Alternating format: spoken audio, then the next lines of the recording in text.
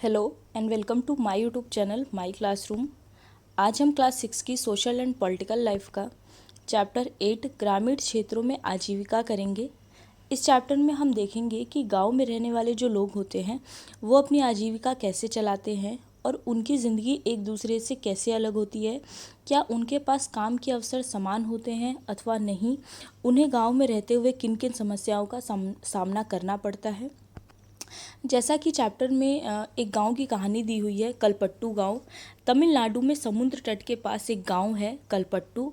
यहाँ लोग कई तरह के काम करते हैं। तो तमिलनाडु में समुद्र तट के पास एक गांव है जिसका नाम है कलपट्टू, और यहाँ के लोग बाकी गांव के लोगों की तरह ही कई तरह के काम करते हैं। दूसरे गांव की तरह यहाँ भी खेती के अलावा कई काम होते हैं, जैसे टोकरी, बर्तन, घड़े, ईंट, बैलगाड़ी इत्यादि बनाना। तो यहाँ के लोग खेती के साथ साथ टोकरी, बर्तन, घड़े, ईंट, बैलगाड़ी इन सारी चीज़ों को बनाने का काम करते हैं। उसके अलावा कलपट्टू में कुछ लोग नर्स, शिक्षक, धोबी, बुनकर, नाई, साइकिल ठीक करने वाले और लोहार के रूप में अपनी सेवाएं देते हैं। यहाँ कुछ दुकानदार एवं व्यापारी भी हैं जो मुख्य गली में व बाजार जैसी लगाते हैं।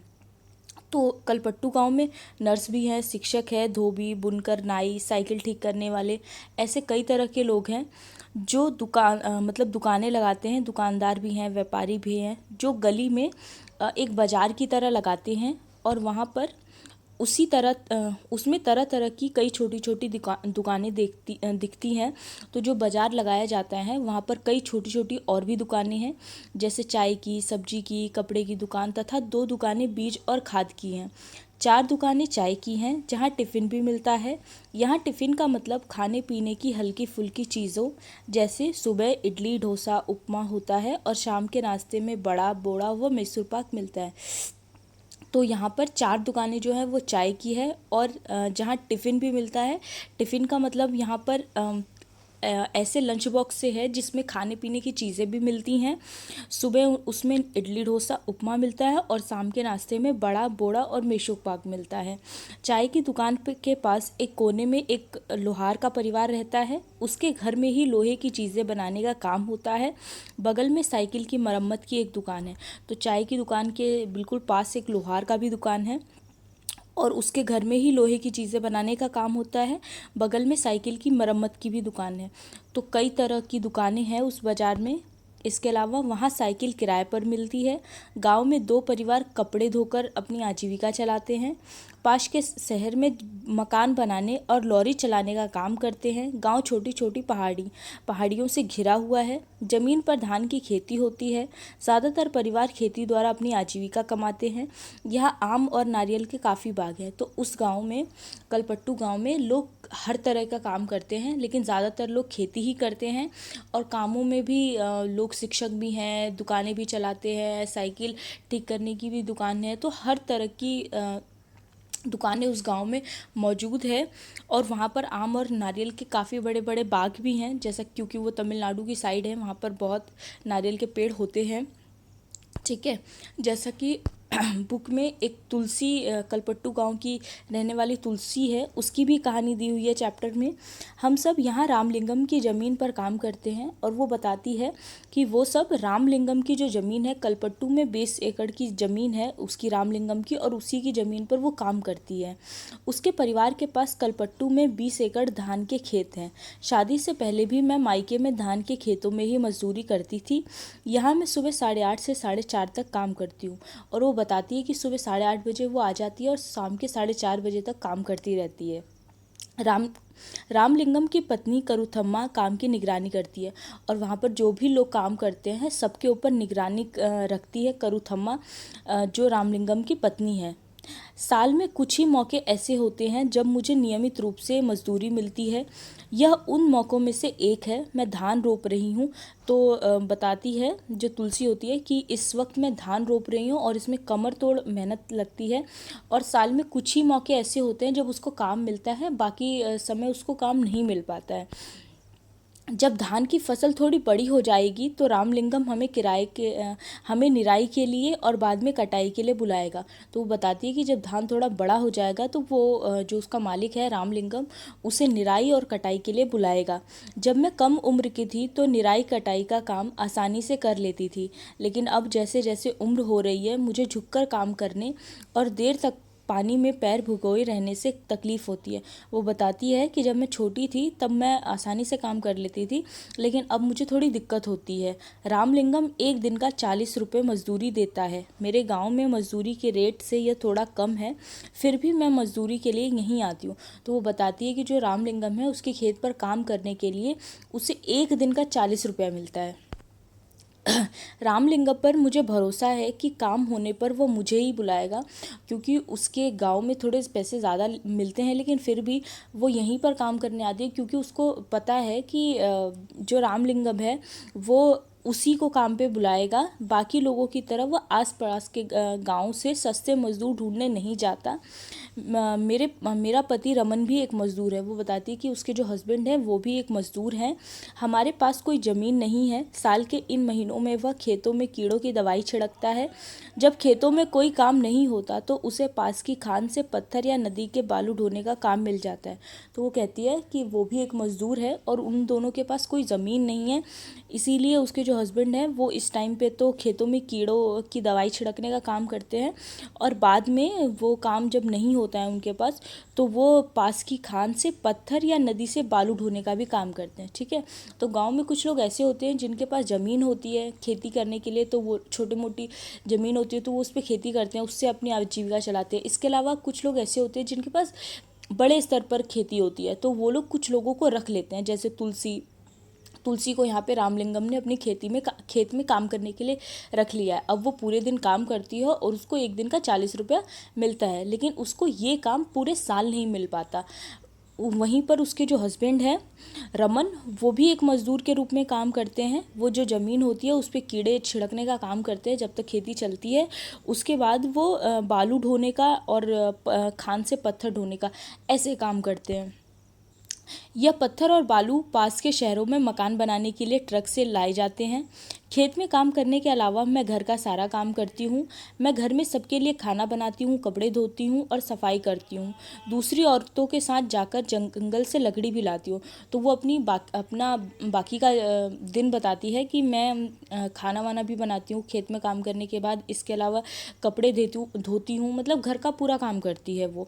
और दूसरी औरतों के साथ जंगल से जाकर वो लकड़ियाँ भी लाती हैं खाना बनाने के लिए। गांव से करीब 1 किलोमीटर दूर बोरेवेल है जहाँ से पानी लेकर आती हूँ। मेरा पति घर का सामान जैसे साग सब्जी खरीदने में मेरी मदद करता है। तो वो बताती है कि उसे पानी लेने के लिए भी 1 किलोमीटर दूर बोरेवेल तक चल के जाना पड़ता है। उसके पास पानी की भी सुविधाएं नहीं है, उनको दूर पानी लेने जाना होता है। जैसे कि अगर हम फिगर के अकॉर्डिंग देखें तो गांव के जो लोग होते हैं उनके पास जून, जुलाई, अगस्त, सितंबर, अक्टूबर, नवंबर तक तो काम होता है, लेकिन बाकी के जो मंथ्स होते हैं उसमें वो लोग मतलब काम नहीं होता है खेतों का। जैसे जून के टाइम पे वो लोग बीड़ा उठाने का काम कर लेते हैं, बीड़ा बनाने का पहले काम करते हैं खेतों में, फिर रुपाई करते हैं, निराई करते हैं, उसके बाद कटाई। लेकिन उसके बाद जो महीने होते हैं जैसे तुलसी है तो उसके बाद दिसंबर, जनवरी, फरवरी, मार्च, अप्रैल, मई में कोई काम नहीं होता है। ठीक है, इसी टाइम पे उसके जो हस्बैंड होते हैं वो बालू ढोने वगैरह का काम करते हैं। तो गाँव के लोगों के पास साल भर कोई काम नहीं होता है। अब उसी गांव में रहने वाले एक शेखर हैं, उनकी स्टोरी है कि हमें यह धान अपने घर लेकर जाना है। वो बताते हैं कि जो वहाँ पर धान मतलब मौजूद होता है उनके पास, उनको ये धान लेकर अपने घर जाना होता है। मेरे परिवार ने अभी अभी फसलों की कटाई पूरी की है। वो बताते हैं कि जो धान है इससे लेके मुझे मेरे घर जाना है और मेरी फैमिली ने ही इसकी कटाई अभी पूरी की है। हमारे पास बस 2 एकड़ ज़मीन है, हम अपने खेत का सारा काम खुद ही कर लेते हैं। और वो बताता है कि मैं अपनी फैमिली के साथ मिल के पूरा काम खुद ही कर लेता हूँ। मेरे पास 2 एकड़ ज़मीन है। मैं कई बार कटाई के समय दूसरे छोटे किसानों की मदद ले लेता हूँ और बदले में उनके खेतों में कटाई करवा देता हूँ। और वो बताता है कि कटाई के टाइम पर वो दूसरे किसानों की मदद ले लेता है। जब उसके खेत में कटाई का टाइम आता है वो दूसरों से हेल्प ले लेता है और इसके बदले में वो दूसरों की हेल्प भी कर देता है। जब उनके खेतों में कटाई की बारी आती है तो वो वहाँ जाकर कटाई कर देता है। व्यापारी मुझे उधार पर बीज और खाद देता है। इसे चुकाने के लिए मुझे थोड़े कम दामों पर उसे बेचना पड़ता है। और जब इसको शेखर को बीज और खाद चाहिए होते हैं तो उसके लिए वो व्यापारी से उधार ले लेता है। इसीलिए जब उसको उधार चुकाना होता है तो वो कम दामों पर अपना धान बेचता है। अगर वो मार्केट में इसे बेचे तो उसको ज़्यादा पैसे मिल सकते हैं, लेकिन क्योंकि उसको अपना उधार चुकाना है इस वजह से उसे व्यापारी को कम दाम पे बेचना पड़ता है। तो अगर बाज़ार में बेचूँ तो वो कहता है अगर मैं बाज़ार में भेजूँ तो ज़्यादा पैसे मिल जाएंगे, लेकिन मुझे उधार भी तो चुकाना है।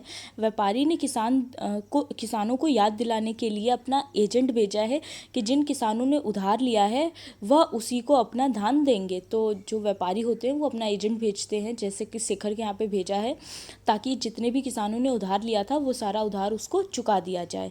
मुझे अपने खेत से 60 बोरी धान मिलेगा। इनमें से कुछ से मैं अपना उधार चुकाने को दूंगा और बाकी घर ले जाऊंगा। तो वो बताता है घर ले जाएगा कि 60 बोरी धान मिला है उसे अपने खेत से, तो उसमें से कुछ वो उधार चुका लेगा और बाकी वो अपने घर ले जाएगा।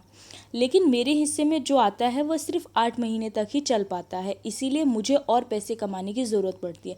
लेकिन उसकी खेत से उसको जो भी अनाज मिलता है उससे वो सिर्फ 8 महीने तक ही खा पाते हैं।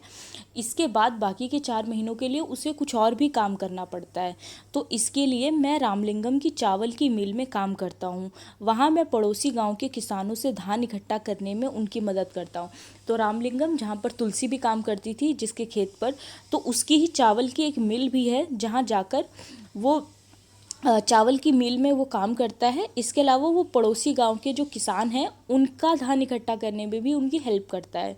हमारे पास एक संकर गाय है, वो बताते हैं शेखर कि हमारे पास एक संकर गाय है, उसका दूध हम यहीं की सहकारी समिति में बेच देते हैं। इससे रोज़ के खर्चे के लिए थोड़ा और पैसा मिल जाता है।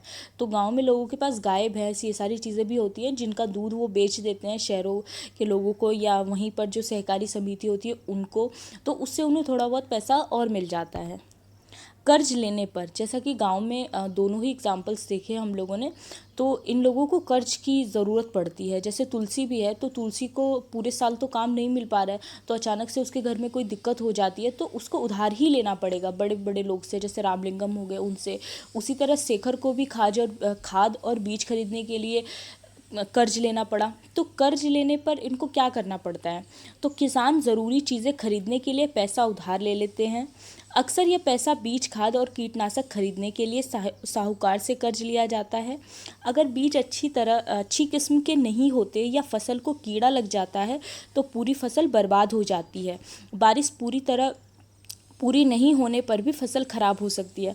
तो वो बताते हैं कि अगर अच्छी किस्म के बीज वो नहीं खरीद पाते हैं या फसल को कीड़ा लग जाता है तो उनकी जो फसल होती है वो पूरी तरह से खराब हो जाती है। और अगर बारिश नहीं हुई तब भी फसल खराब हो जाती है। ऐसी स्थिति में किसान अपना उधार नहीं चुका पाते क्योंकि उनकी फसल खराब हो गई, तो उससे उनको कोई पैसे नहीं मिलेंगे। अब इसकी वजह से वो अपना उधार नहीं चुका पाते हैं। कई बार परिवार चलाने के लिए उन्हें और पैसे खर्च के तौर पर लेने पड़ते हैं।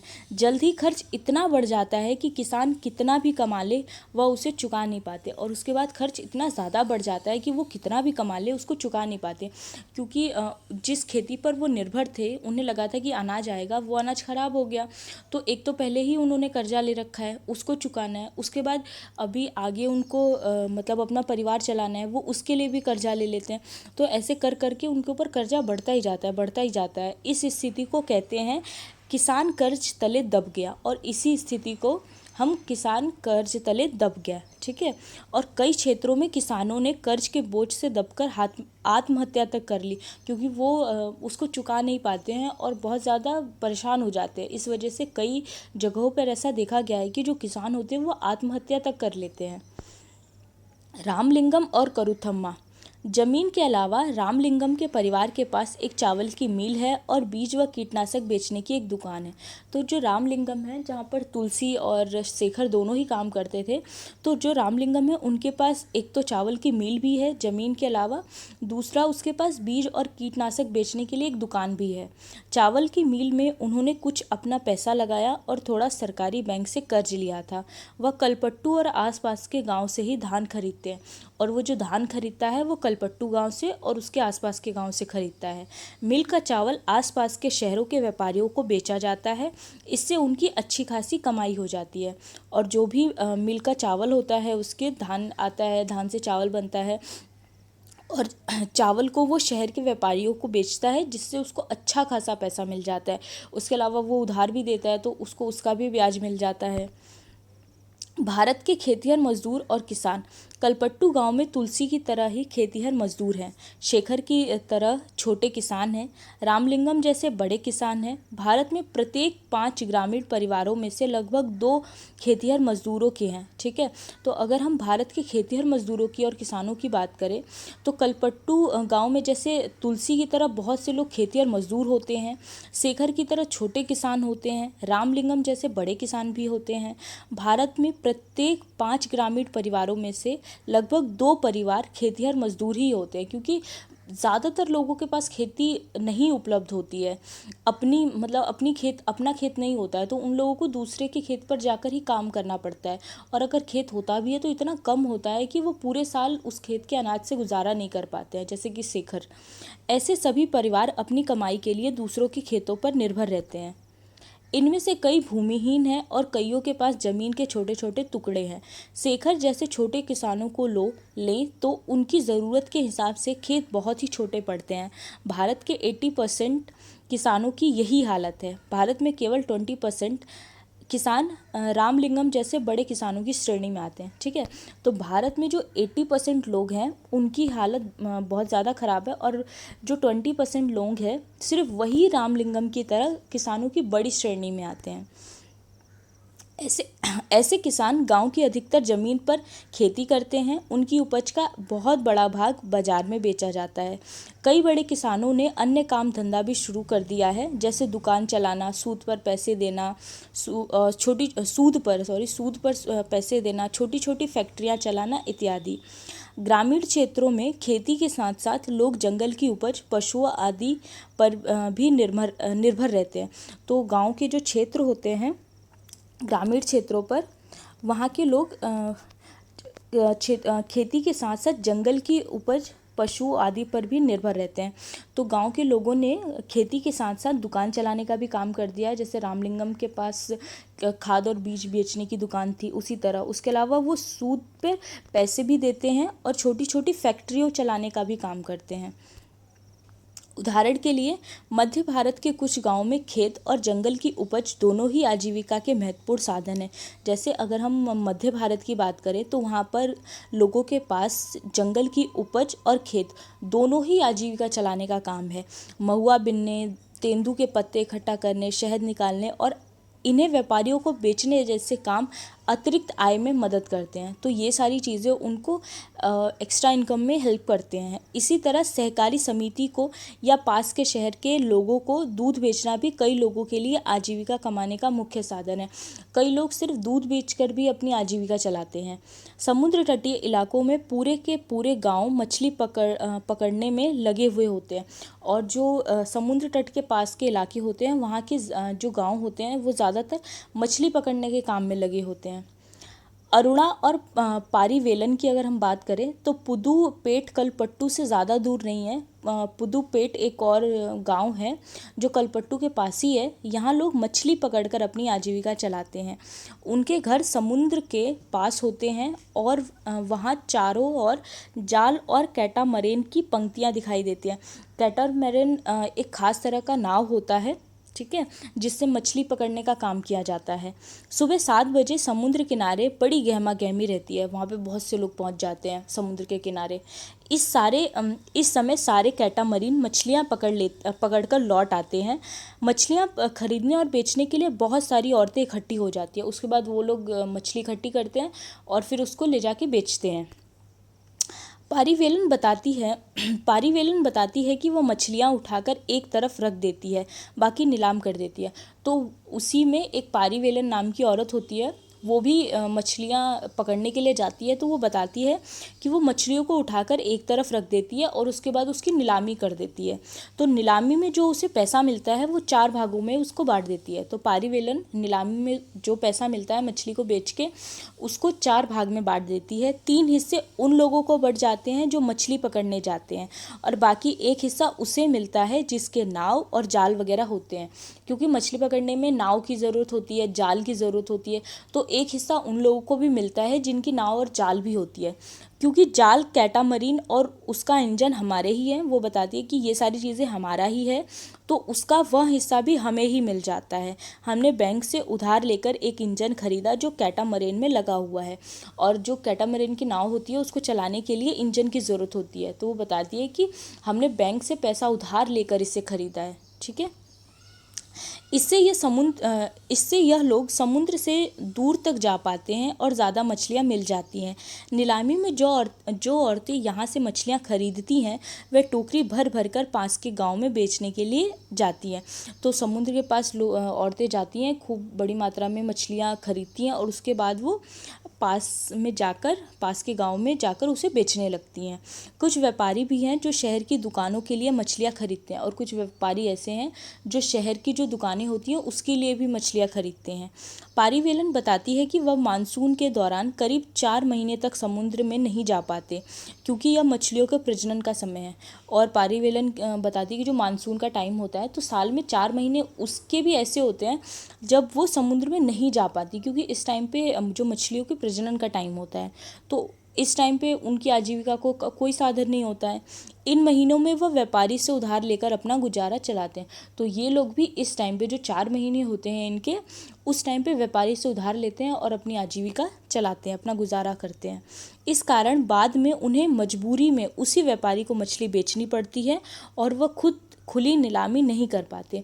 इसकी वजह से, क्योंकि उन्होंने 4 महीने तक उधार लिया है, तो उनको अगली बार जो वो लोग मछली पकड़ेंगे उसको व्यापारी को बेचनी पड़ेगी, और वो खुद से खुली तौर पे उसकी नीलामी नहीं कर पाते हैं। वह खाली महीने काटना सबसे मुश्किल होता है। पिछले साल सुनामी के कारण उनका बड़ा नुकसान हुआ था। तो वो बताती है कि वो जो खाली महीने होते हैं वो 4 महीने वो बड़े मुश्किल होते हैं, और लास्ट ईयर तो सुनामी आ गई थी, उसकी वजह से हमें और ज़्यादा दिक्कत हुई थी। नागालैंड में सीढ़ीनुमा खेती। नागालैंड की सीढ़ीनुमा खेती, यानी नागालैंड में कुछ लोग सीढ़ीनुमा खेती करते हैं। यह एक गांव है, यहाँ पे जो फिगर दी है ये एक गांव है जिसका नाम चिजामी है, और ये नागालैंड के फेक ज़िले में है। इस गांव में रहने वाले जो लोग हैं वो चखेसंग समुदाय के कहलाते हैं। सीढ़ीनुमा खेती करते हैं ये लोग, और इसका मतलब है कि पहाड़ी की जो ढलायु ज़मीन को वो छोटे छोटे सपाट टुकड़ों में बांट देते हैं और उस ज़मीन को सीढ़ियों के रूप में बदल देते हैं। प्रत्येक सपाट टुकड़ों के किनारे को ऊपर उठा देते हैं जिससे पानी भरा रह जाए। यह चावल की खेती के लिए अच्छा रहता है। तो ये लोग सपाट टुकड़ों को ऊपर उठा देते हैं जिससे इसमें पानी रह जाए, और उसके बाद ये चीज़ें चावल की खेती के लिए बहुत अच्छी होती हैं। और चिजामी के लोगों के पास अपने अपने क्षेत्र हैं, लेकिन वह इकट्ठे होकर एक दूसरे के खेतों में भी काम करते हैं।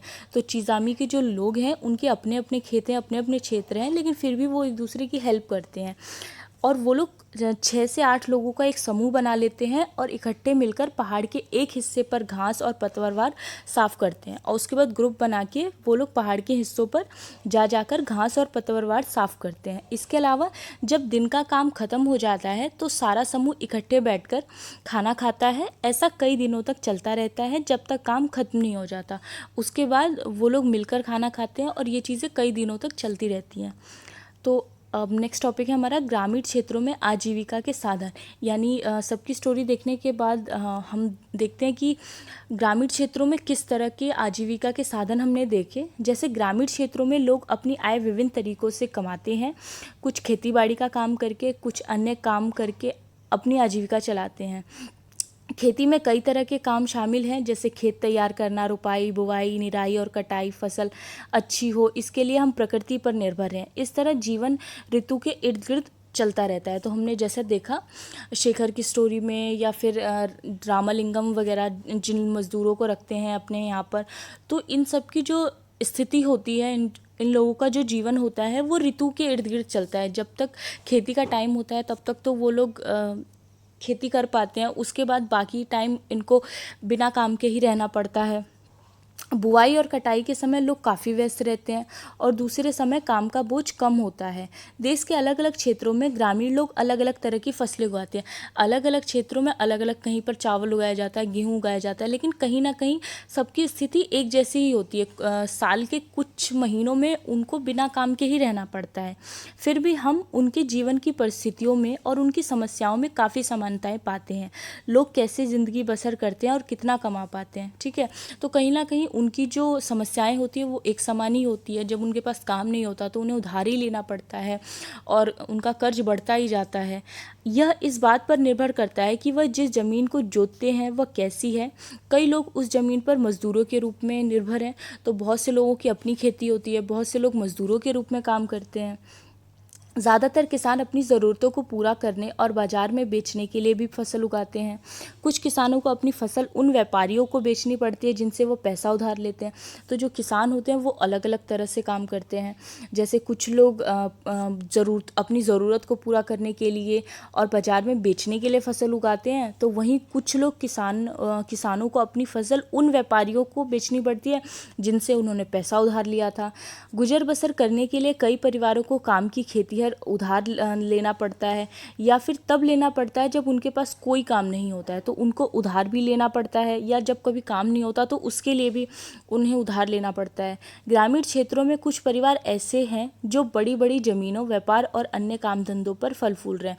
तो ग्रामीण क्षेत्रों में कहीं ना कहीं कुछ वर्ग अमीर वर्ग का भी है जो 20% है, और बाकी का 80% तो जिनकी स्थिति बहुत ज़्यादा ख़राब है, ठीक है। फिर भी ज़्यादातर छोटे किसान, खेतीहर मजदूरों, मछली पकड़ने वाले परिवार और गांव में हस्तशिल्प का काम करने वाले लोगों को पूरे साल रोजगार नहीं मिल पाता। तो इन लोगों को पूरे साल काम नहीं मिल पाता है। हर वर्ग के लोग हैं, लेकिन फिर भी उनकी कुछ जो प्रॉब्लम्स है वो कहीं ना कहीं एक जैसी ही है, ठीक है। Thank you so much.